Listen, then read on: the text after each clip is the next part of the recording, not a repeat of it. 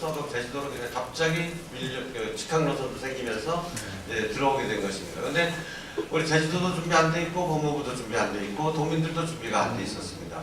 저도 준비가 안 돼 있었죠.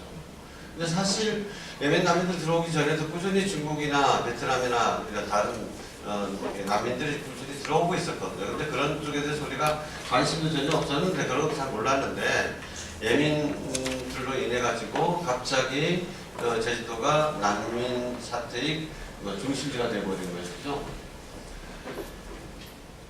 제주도는 제주도대로 이거는 중앙정부가 해줘야 될 문제다. 제주도가 무슨 책임이냐. 법무부는 너네 무사증 제도 때문에 그렇게 된 거니까 제주도가 책임져라.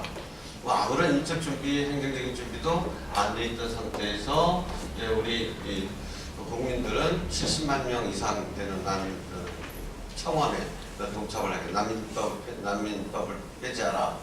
또 무사증 제도까지 폐지해야 된다. 이런 데 대해서 우리 제주도민들 중에서도 일부가 많이 동참을 하게 되고 또 지금까지 많이 얘기가 됐던 정말 무식하니까 불안하게도 모르니까 어두운 깜깜한 길거리를 걷게 되니까 불안할 수밖에 없는 거고 가짜뉴스가 또 그럴듯하게 심리성을 가지고 퍼지게 되는 거죠.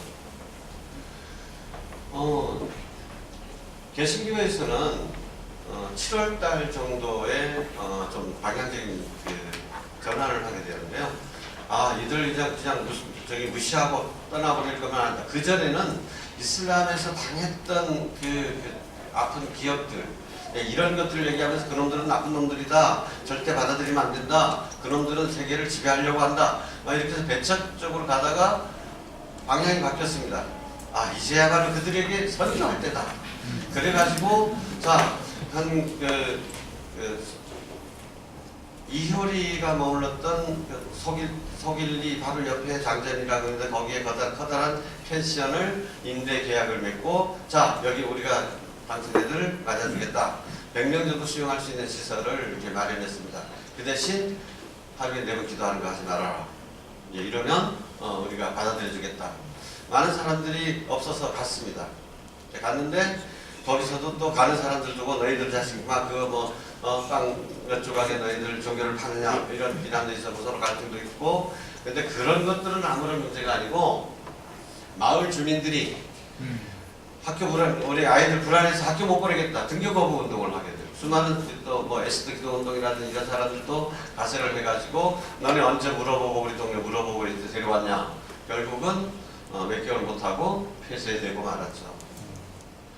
그리고 또 우리 제주도의 시민단체들도 역시 마찬가지입니다. 나름대로 정의와 평화와 인권을 위해서 일한다는 우리 시민단체들도 이 부분에 대해서만큼은 아무 발표도 못했습니다. 입장 발표를 못했어요. 정리를 못했습니다. 왜 일부 사람들은 너네 그럴 정도면 그렇게까지 이야기 못할 것 같으면 차라리 탈퇴하겠다. 존재 이유가 뭐냐라고 당연히 인권 측면에서 이야기하는 사람들이 있는가 하면 그 여성 회원들이나 이런 사람들이 반발, 불안이 너무 크기 때문에 그렇다면 존립에 문제가 될까봐 두려워서 아예 이걸 주제로 꺼내놓고 대화도 못했어요. 시민단체들 그래서 어중쩡한 입장에서 그냥 이것도 아니고 저것도 아니고 그냥 모르는 척하고 있었죠. 그리고 동광성당회인데요. 그게 본당 신부님이 이제 그럼 우리 좀 이분들을 환대를 해야 되겠다 해가지고 먼저 저거는 뭐라고 요즘 얘기하는 소리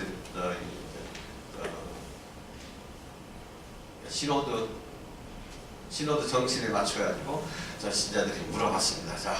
이런 거 우리가 어떻게 해야 되겠습니까? 그러니까 신자들이 어떤 반응을 보이겠습니까? 절대 안 됩니다. 우리 성당에서는.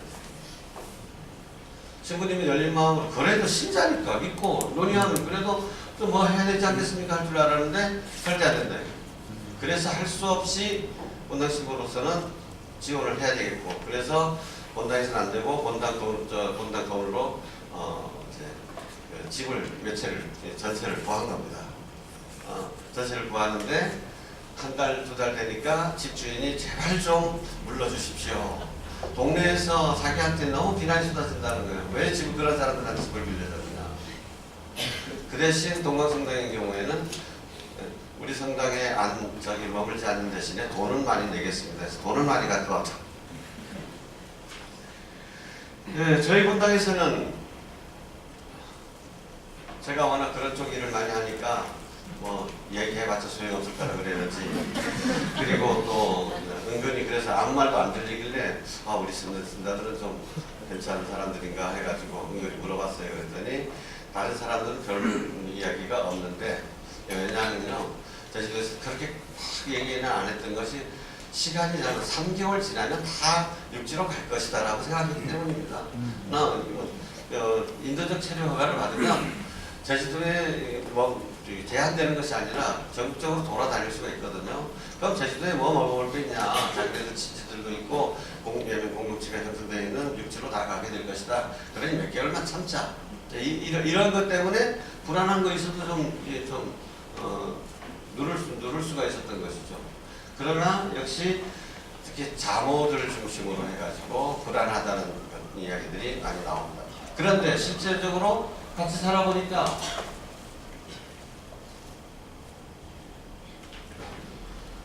왼쪽에 사실은 이제 5가정 보통 한 명씩 다 오잖아요.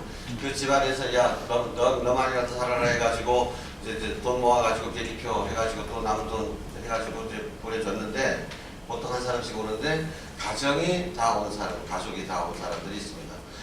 두 달 된 딸나이 가지고 온 가정이 있었는데 그런 가정이 5가정이었는데 그 중에 한 가정을 우리 본당의 한 부부가 맞아들였습니다. 자기 아파트에 자기 둘만 사니까.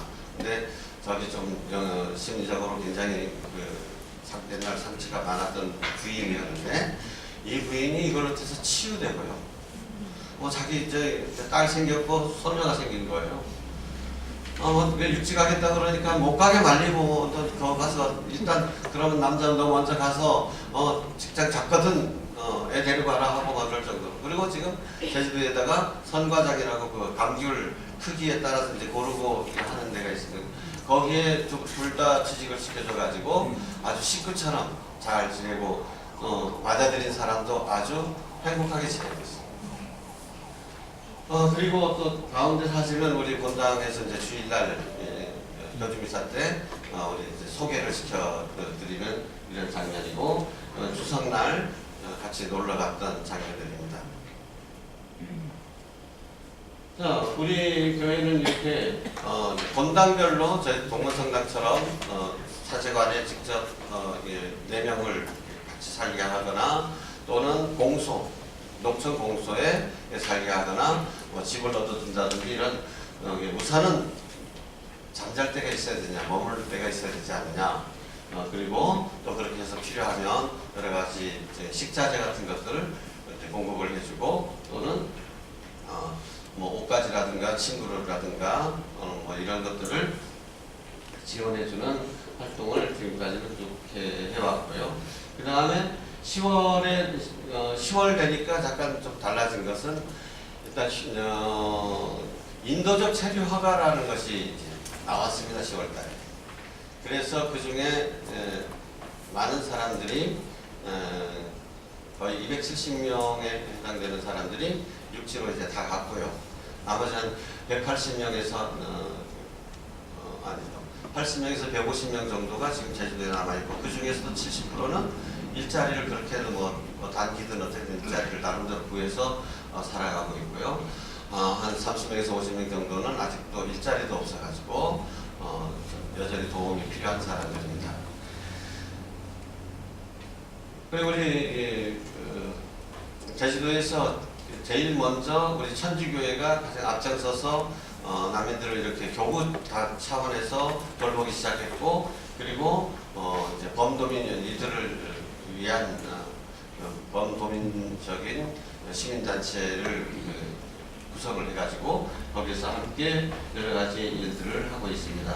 한글교실 같은 거 성당에서도 몇 군데 하고 있습니다만은 한 성당만 해서는 안 될 일이고 그래서 각 지역별로 한글 학교를 하고 있고 또 일자리도 어쨌든 돈을 벌어야 되니까요.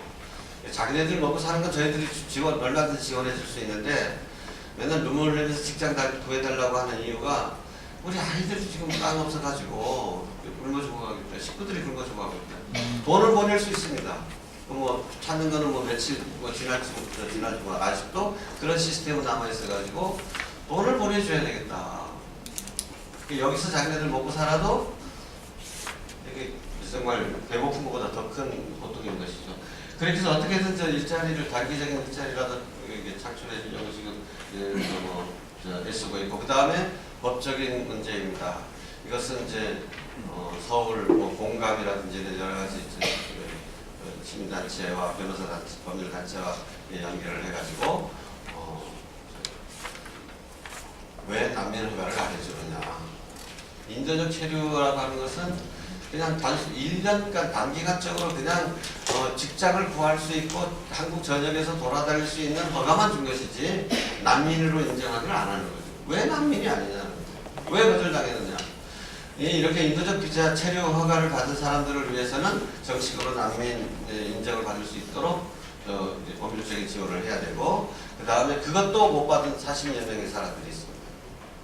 이 사람들은 내년 5월이면 광주 수감당을 그 사이에 물론 우리가 도와줘야 되겠지만 가장 중요한 것은 법률적인 지원이겠죠. 재심 요청하고 이런 식으로 법률적인 투쟁을 해 나가야 될 것입니다. 이런 것들을 공동위원회와 함께하고 있고요. 또 우리 나오미 센터에서는 나오미 센터는 우리 제주교구 이주 사무센터입니다. 그래서 여러 가지 그런 일들을 하고 있고, 우리 주교님께서 가장 강력하게 뭐라고 했습니까? 용납될 수 없는 일이다. 어떻게 그리스도인으로서 이럴 수 배척할 수 있느냐? 강하게 말씀하셨고, 또 그렇게 교황주의를 사목사안을 발표하니까 교황대사님께서도 아이고 고맙습니다 우리 주교님 해가지고 직접 내려오셔가지고 또 지원금도 주시고, 뿐만 아니라 전국 평양에서도 이렇게 와주시고, 또 전국 주교회의적인 평화위원회라든지 이주사방에서도 많은 격려를 해주고 계십니다. 열심히 하겠습니다.